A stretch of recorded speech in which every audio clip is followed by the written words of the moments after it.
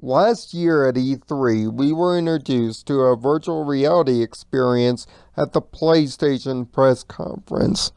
To the world's shock and awe, we were introduced to today's Kadic review subject.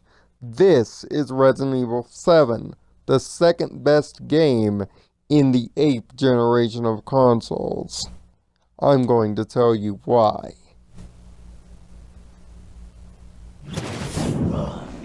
Never since 2008's Resident Evil 4 has a long-standing series like Resident Evil taken such a dramatic shift in tone and direction. Taking inspiration from the original prototype concept of Resident Evil all the way back in 1995, Resident Evil 7 takes it into a first-person asymmetric view and returns it to its survival horror roots. No longer are there quick-time events or big action sequences. The horror that has long since been gone in Resident Evil has returned in a big, profound way. Even in the original demo known as Beginning Hour, you could see the seeds of greatness being sown then due to its strange mystery of what was going on in the house. After waiting 6 months, we finally have our answer. And the answer is one of the creepiest, most atmospheric, and let me just say by personal experience, scariest experiences I've had playing a horror game since Fatal Frame 2 Crimson Butterfly way back on my PS2. But this most certainly is the best Resident Evil game that I've had the opportunity to play. You are off to Dewey, Louisiana, playing as Ethan Winters, a guy looking for signs of his long since dead wife Mia, who mysteriously communicates him back to the Baker estate, where these people meet him. Jack in the center, Marguerite on the right, and of course, the crazy son.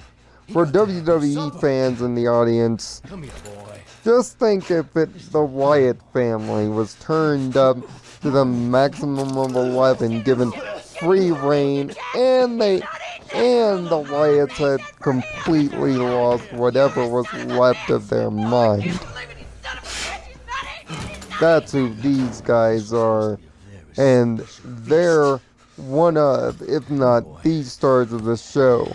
Energetic and animatic.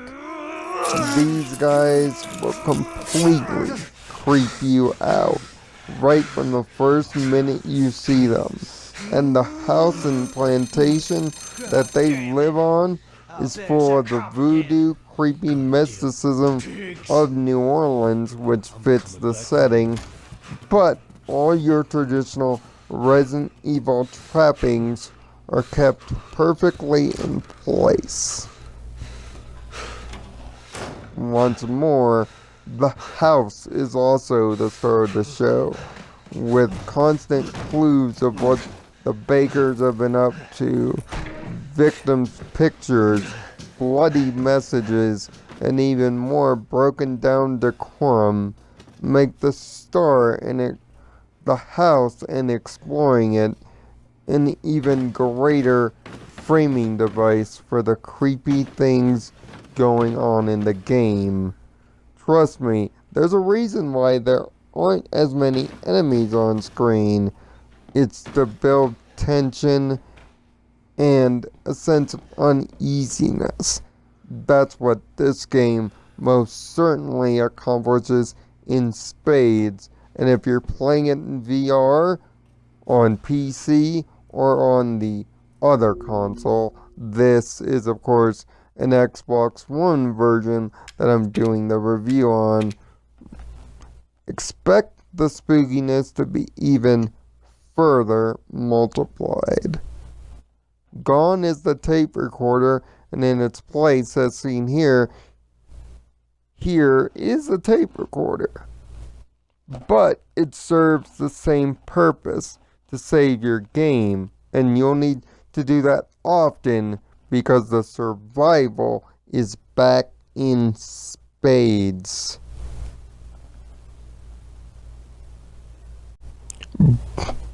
Bullets come in short supply in Resident Evil 7, and so does healing equipment.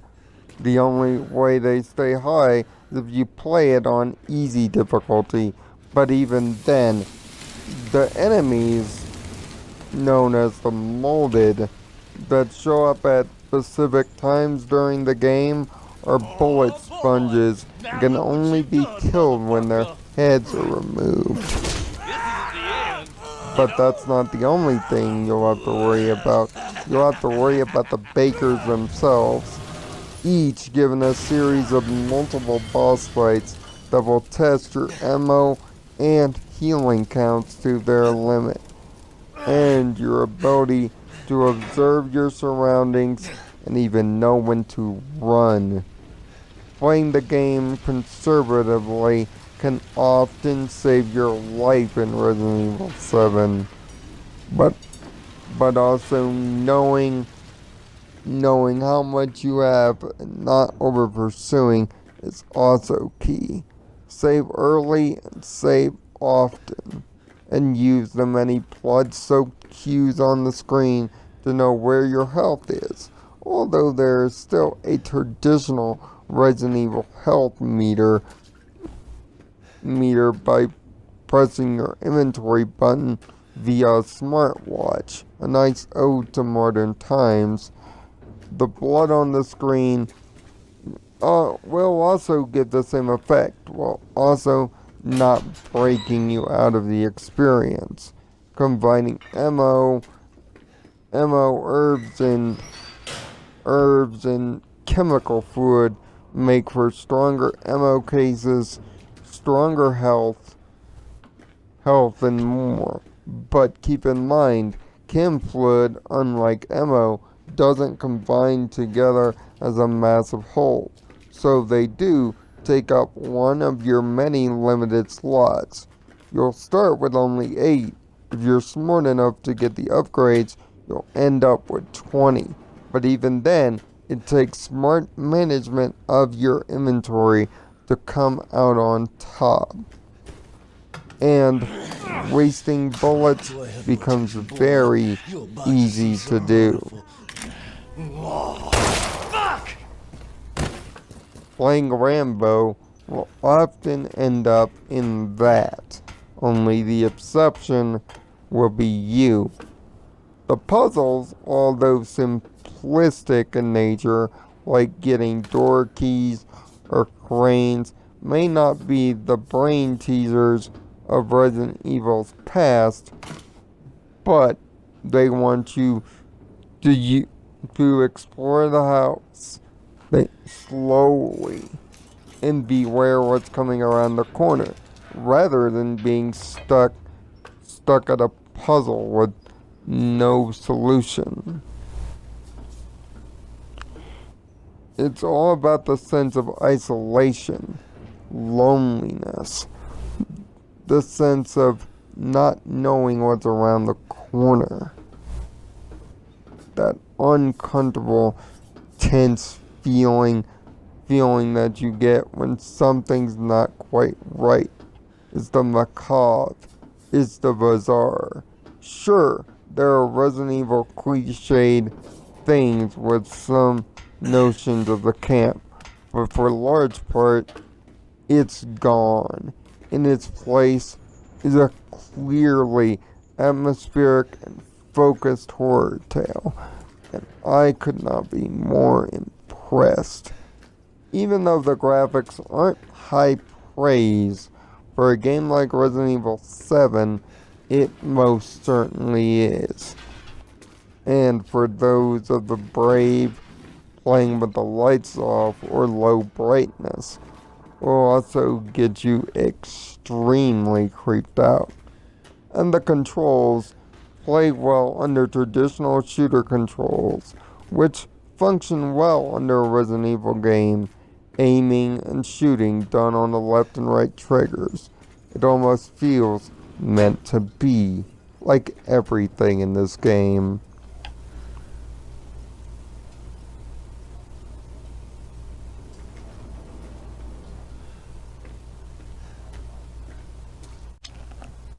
In conclusion, the things that make Resident Evil not so perfect to some are minor nitpicks and things that we've just become accustomed to. Large enemy varieties, puzzle problems, and a lot more shooting than expected. Sure, the runtime only goes to about 8 to 12 hours. That is, if you're not doing the many speed runs or you're playing this for the first time. But despite the lack of time that is necessary, Resident Evil 7 is an experience that needs to be had and deserves to be rewarded. Capcom's effort to keep everything focused and deliberate has cashed in one of the best overall video game experiences, not just of this year, but for me in the Resident Evil series, the last 13. What you get in Resident Evil 7 is exactly what we were promised a year ago, back at that E3 conference. And for me, only playing the game now for about 7 hours, the shock and awe has not weared off. Although it may be too expensive for me right now, and for most people at a $60 price point. Again, it's an experience that must be had. And given that there will be plenty of DLC, who knows what lies beyond the main story and its creepy, atmospheric yarn of a family gone wrong in more ways than one. It's not very often I do this, but then again, this game has earned it. Finally, after 3 years and nearly 100 games, someone is about to join Killer Instinct at the top of the mountain for the 8th gen. No matter what console you play it on or why, Resident Evil 7 is a must play.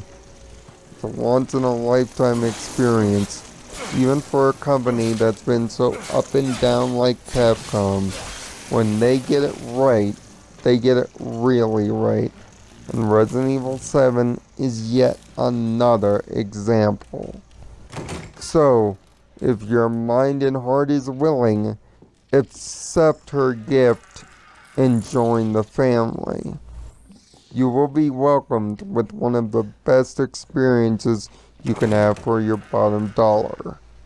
That's why we at Code Equestria are giving Resident Evil 7, Biohazard notwithstanding, a 10 out of 10. This is a biohazard that we should all become victims to. Until the next Kadic reviews, I am Nirvana Sparkle. Find peace in your own nirvana, and I would be remiss without saying this. Follow the buzzards.